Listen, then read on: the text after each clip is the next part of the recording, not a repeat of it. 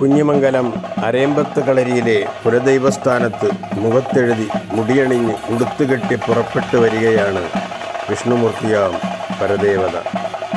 പണ്ട് ഭഗവാൻ സ്വപ്നത്തിൽ കാട്ടിക്കൊടുത്ത ഭാവത്തിലും രൂപത്തിലും ആറ്റവും തോറ്റവും ഉണ്ടാക്കി ആദ്യം ഈ തെയ്യം കെട്ടിയാടിയത് പാലായി പരപ്പേൻ ആണ്.